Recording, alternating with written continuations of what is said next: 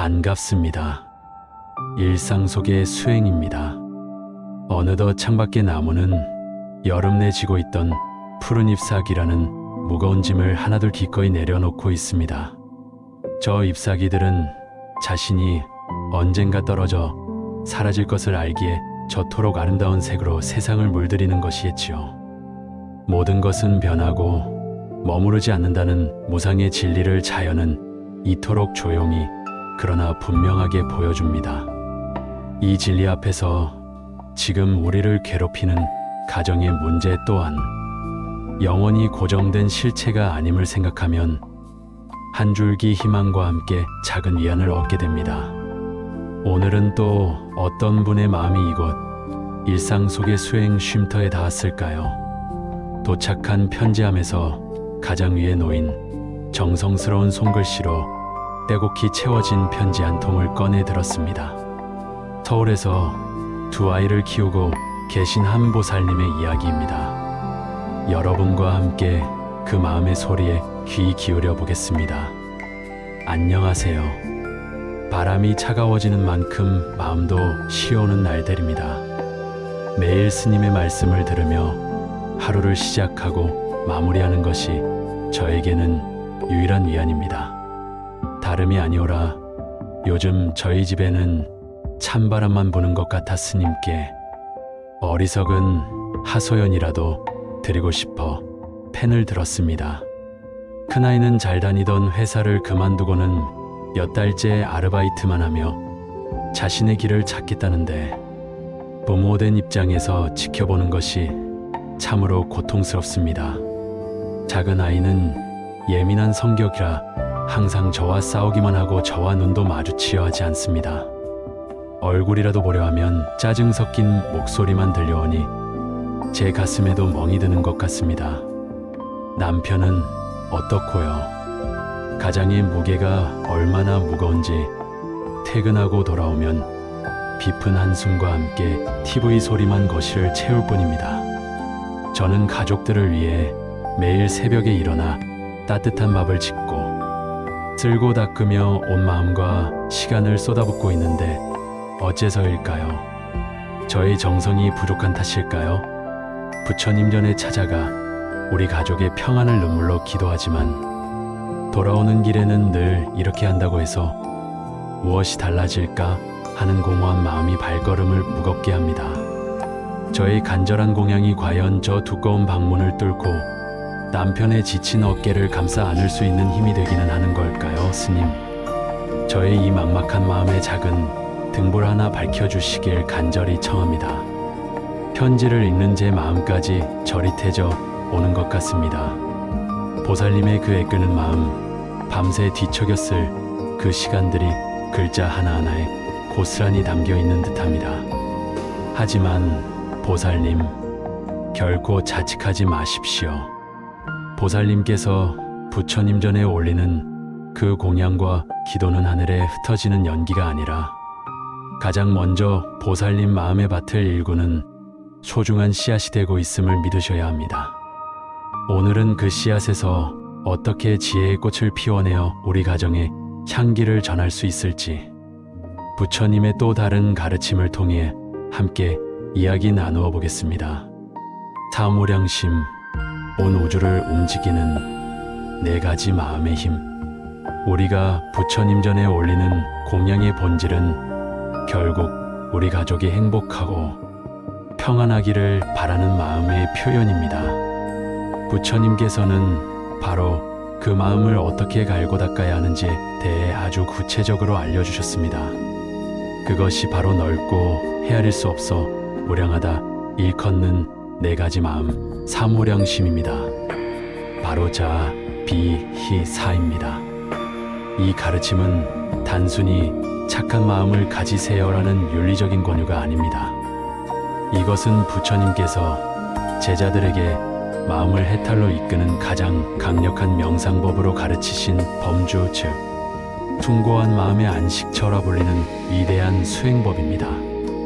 이 네 가지 마음을 닦는 것은 내 마음을 우주만큼 넓혀 가정이라는 작은 세계의 운명까지도 바꿀 수 있는 힘을 기르는 일입니다.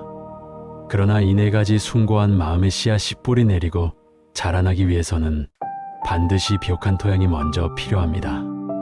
그 토양의 이름이 바로 마음챙김 또는 알아차림입니다. 알아차림이란 지금 이 순간 나의 몸과 마음에 무엇이 일어나고 있는지를 있는 그대로 판단 없이 그저 지켜보는 힘입니다. 이 알아차림이 없으면 우리는 자애를 베푸는 대신 집착을 하고 있다는 사실조차 모르고 연민을 베푸는 대신 상대의 고통에 함께 빠져 허우적거리고 있다는 것을 깨닫지 못합니다. 화가 나면 화가 나는 줄도 모르고 화를 내고 슬픔에 빠지면 슬픈 줄도 모르고 그 감정에 휩쓸려 버립니다. 그러니 사무량심을 닦기 이전에 먼저 알아차리는 힘을 기르는 것이 모든 수행의 시작입니다. 설거지를 할 때 그릇의 감촉과 물의 온도, 내 손의 움직임을 가만히 느껴보는 것, 차를 마실 때 찻잔의 온기와 찬물의 색깔, 향기와 맛을 음미하는 것, 이 모든 것이 알아차림의 훈련입니다. 이 힘이 길러질 때 비로소 우리는 내 마음 속에서 어떤 마음이 일어나고 틀어지는지를 명확히 보고 자비이사라는 긍정적인 마음을 의식적으로 선택하고 키워나갈 수 있게 됩니다. 첫 번째, 즉 자애의 마음을 더 깊이 들여다봅시다. 부처님께서는 사촌이었던 대바다다가 자신을 죽이기 위해 코끼리를 술에 취하게 하여 풀어놓았을 때도 두려워하거나 분노하지 않으셨습니다. 오히려 그 성난 코끼리를 향해 끝없는 자애의 마음을 보내셨습니다. 그 자애의 강력한 파동 앞에서 코끼리는 스스로 무릎을 꿇고 순한 양이 되었습니다. 자애는 이처럼 단순한 감상적인 느낌이 아니라 가장 맹렬한 증오와 폭력성마저 잠재우는 위대한 힘입니다. 하지만 우리는 종종 이 자애와 그와 아주 비슷하게 생긴 가까운적인 애착을 혼동합니다. 애착은 내가 내 기대를 충족시켜줄 때, 내 말을 잘 들을 때 사랑한다는 조건이 붙은 마음입니다. 애착은 결국 나를 향해 있기에 괴로움을 낳습니다. 하지만 진정한 자애는 상대방을 향해 활짝 열려 있습니다. 그가 어떤 모습이든 어떤 선택을 하든 그저 그의 행복 자체를 바라는 것입니다. 잠시 눈을 감고 가슴 한가운데 따뜻한 황금빛 태양이 떠오르는 것을 상상해 보십시오. 숨을 들이쉴 때마다 그 태양은 더욱 밝아지고 내쉴 때마다 그 자애의 빛이 온몸으로 퍼져나갑니다. 그리고 그 빛이 내 집의 모든 공간을 채우고 사랑하는 가족, 한 사람 한 사람을 부드럽게 감싸 안는 모습을 그려보십시오. 이것이 바로 자애관 명상입니다. 두 번째, 즉 연민의 마음입니다. 이 마음의 힘이 얼마나 위대한지는 99명의 사람을 죽인 살인마 앙골리말라의 이야기에서 여실히 드러납니다. 모두가 그를 두려워하고 저주할 때 부처님께서는 홀로 그에게 다가가셨습니다. 앙골리말라가 멈추어라 수행자여 라고 외치자 부처님께서는 나는 멈추었다. 너야말로 멈추어라 라고 답하셨습니다. 나는 살생을 멈추었지만 너는 아직도 그 업보의 굴레에서 헤매고 있다는 뜻이었습니다. 그 어떤 비난이나 분노 없이 오직 그의 고통을 꿰뚫어 보시는 부처님의 깊은 연민 앞에서 천하의 살인마는 무기를 내려놓고 눈물을 흘리며 귀의했습니다. 연민에 가까운 적은 비탄과 우월감에서 비롯된 동정입니다. 비탄은 상대의 고통에 함께 빠져 허우적거리는 것이고, 동정은 나는 너보다 낫다는 미묘한 교만 위에서 상대를 내려다보는 것입니다. 진정한 연민은 함께 빠지지도 위에서 내려다보지도 않습니다. 티베트 불교에는 톡렌이라는 위대한 연민의 수행이 있습니다. 고통받는 가족을 떠올리며 숨을 들이쉴 때 그들의 모든 고통과 아픔을 검은 연기의 형태로 내가 모두 들이마신다고 상상합니다. 그리고 내 안의 자비심이 그 검은 연기를 정화하여 숨을 내쉴 때 수정처럼 맑고 밝은 빛의 형태로 그들에게 되돌려준다고 관상하는 것입니다. 이는 내가 그의 고통을 대신 짊어지겠다는 용감한 마음이자 내 안의 이기심을 부수는 가장 강력한 수행입니다. 세 번째, 즉 함께 기뻐하는 마음입니다. 이 마음에 가까운 적은 들뜸과 대리만족입니다. 아이의 성취에 과도하게 흥분하며 잔치를 벌이는 것은 아이의 기쁨에 동참하기보다 그 성취를 통해 나의 불안감을 해소하고 우월감을 느끼려는 마음일 수 있습니다. 진정한 희는 고요하고 깊습니다. 그저 상대방의 얼굴에 피어난 미소를 보는 것만으로도 내 마음에 잔잔한 기쁨의 물결이 번지는 것입니다. 이 순수한 기쁨은 질투라는 독초를 제거하는 가장 강력한 해독제입니다. 마지막 즉 평온하게 내려놓는 마음입니다. 이 마음에 가까운 적은 바로 무관심입니다. 이것은 천지 차이입니다. 무관심은 마음의 문을 닫아버리고 상대를 외면하는 차가운 단절입니다. 하지만 사는 마음의 문을 그 누구보다 활짝 열어놓되 그 안으로 들어오고 나가는 것들에 일희일비하지 않는 태산 같은 평정심입니다. 사랑하기에 집착하고 집착하기에 내 뜻대로 바꾸려 하고 내 뜻대로 되지 않기에 괴로운 것이 우리 범부의 마음입니다. 타의 수행은 이 고통의 고리를 끊어내는 지혜의 칼날입니다. 거대한 산이 되어보는 영상을 해보십시오. 나는 저 묵묵한 산입니다. 봄에는 꽃이 피고 여름에는 녹음이 우거지며 가을에는 단풍이 들고 겨울에는 눈이 쌓입니다. 온갖 새와 짐승들이 나를 찾아와 둥지를 틀고 떠나갑니다. 칭찬과 비난의 바람이 불어오고 기쁨과 슬픔의 비바람이 몰아칩니다. 그러나 사는 그 모든 것을 그저 허용하고 품어줄 뿐 흔들리거나 자신의 본질을 잃지 않습니다. 우리 가정 안에서 벌어지는 온갖 사건들은 바로 이 산이 겪는 날씨와 같습니다. 나의 본질인 깊고 고요한 평온의 마음을 잃지 않을 때 나는 가족들에게 가장 든든한 안식처가 되어줄 수 있습니다. 이 네 가지 마음은 연기법이라는 부처님의 핵심 가르침과 맞닿아 있습니다. 우리 가정이야말로 가장 촘촘한 연기의 그물망입니다. 내가 먼저 이 자비이사의 마음 공양을 올릴 때 그 평화로운 마음의 파동은 가장 먼저 나와 가장 가까운 가족들에게 번져나가게 됩니다. 남을 바꾸려 애쓰기 전에 나 자신이라는 가장 확실한 원인을 바꾸는 것. 이것이 바로 운명을 바꾸는 지혜이며 사무량심 수행의 핵심입니다. 일상 속 사무량심, 우리 집을 도량으로 만드는 구체적인 수행법. 자, 그렇다면 이 거룩하고도 아름다운 네 가지 마음, 공양을 어떻게 우리의 일상 속에서 구체적으로 실천하고 수행으로 이어갈 수 있을까요? 부처님의 가르침은 박물관에 전시된 유물이 아니라 지금 바로 나의 부엌에서, 나의 거실에서 생생하게 살아 움직여야 합니다.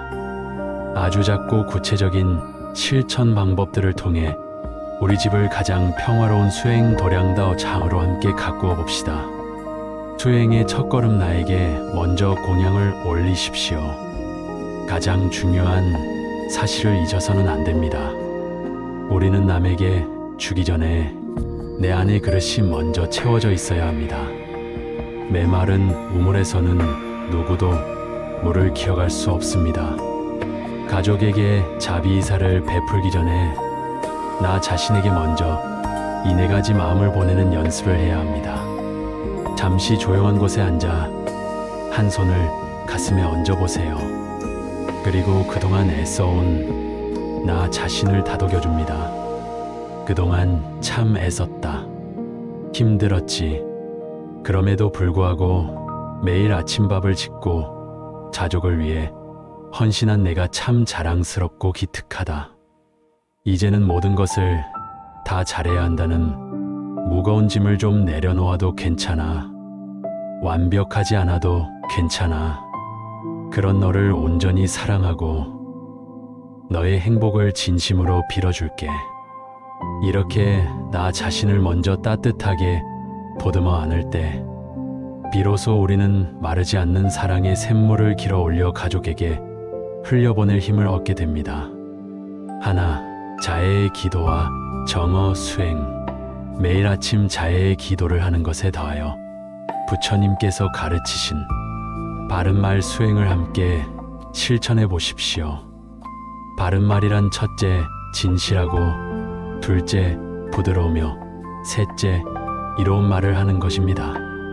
가족에게 무언가 말을 하기 전에 잠깐 멈추어 이 말이 진실한가?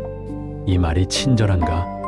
이 말이 꼭 필요한가? 하고 스스로에게 질문을 던져보는 습관을 들이는 것입니다. 특히 비난이나 잔소리가 목구멍까지 차오를 때 이 질문은 우리를 파국적인 말실수로부터 구해주는 훌륭한 제동장치가 됩니다. 진실이라 할지라도 칼처럼 날카롭게 던지는 진실은 폭력이 될 수 있습니다. 너 또 방 안 치웠니? 라는 말 대신 방이 좀 어지러우니 엄마가 신경이 쓰이네. 같이 정리해볼까? 라고 말하는 것이 바로 자애의 마음이 담긴 바른 말의 실천입니다. 둘, 온전한 듣기와 경계 지키기 수행. 온전한 듣기를 통해 가족의 고통에 공감하되 그 감정에 함께 빠져 허우적거리지 않도록 건강한 경계를 지키는 것이 중요합니다. 상대의 고통에 너무 깊이 빠져들어 함께 괴로워진다면 발바닥이 땅에 단단히 닿아 있는 감각을 느껴보세요. 혹은 내 숨이 배꼽까지 들어오고 나가는 것을 조용히 관찰하세요. 이것은 나는 지금 여기에 안정적으로 뿌리 내리고 있다. 나는 저 감정의 폭풍에 휩쓸려가지 않는다고 스스로를 지켜주는 단내리기 수행입니다. 안정된 닻을 내린 배만이 풍랑 속의 다른 배를 안전하게 구조할 수 있습니다. 만약 가족 중 누군가가 습관적으로 부정적인 감정을 쏟아내는 감정 쓰레기통으로 나를 대한다면 내가 얼마나 힘든지 잘 알겠다. 하지만 계속 이렇게 듣고만 있으니 나도 너무 힘들구나. 잠시 시간을 갖고 나중에 다시 이야기하면 어떨까? 라고 부드럽지만 단호하게 나의 경계를 알려주는 용기도 필요합니다. 이것은 이기심이 아니라 나 자신과 관계 전체를 지키는 지혜로운 연민의 표현입니다. 셋, 함께 기뻐하기와 기쁨의 목록 작성하기. 기쁨 일기를 공유하는 것을 넘어 가족 전체의 기쁨의 목록을 함께 만들어 벽에 붙여두는 것은 어떨까요? 온 가족이 함께 영화 보기, 다 같이 산책하기, 배달 음식 시켜 먹으며 뒹굴뒹굴하기 등 각자 생각하는 소소한 기쁨들을 적어보는 겁니다. 그리고 일주일에 한 번씩이라도 그 목록에 있는 것을 함께 실천하는 것입니다.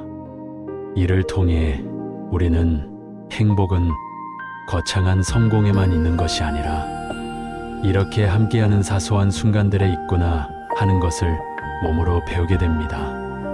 또한 질투심이 스멀스멀 올라온다면 그 마음을 알아차리고 속으로 말해주세요. 아, 질투심이 일어났구나. 이 또한 지나가리라. 그리고 의식적으로 그 사람의 기뻐하는 얼굴, 표정의 한 부분, 예를 들어 반짝이는 눈이나 올라간 입꼬리에 집중해 보세요. 그 순수한 기쁨의 표현에 집중하다 보면 어느새 나의 질투심은 희미해지고 함께 웃고 있는 자신을 발견하게 될 것입니다. 넷, 평온의 수행과 내가 통제할 수 있는 것과 없는 것 구분하기. 그럴 수 있지. 호흡법이 익숙해졌다면 이제 한 단계 더 나아가 종이 한 장을 꺼내 반으로 선을 그어 보십시오. 왼쪽에는 내가 통제할 수 있는 것을, 오른쪽에는 내가 통제할 수 없는 것을 적어보는 겁니다. 예를 들어 아이의 직업 선택, 남편의 기본 등은 오른쪽에 속합니다.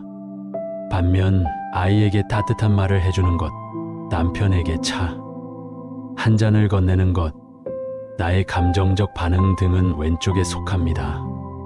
우리는 너무나 많은 시간과 에너지를 오른쪽에 있는 것들을 바꾸려고 애쓰다가 좌절하고 분노합니다.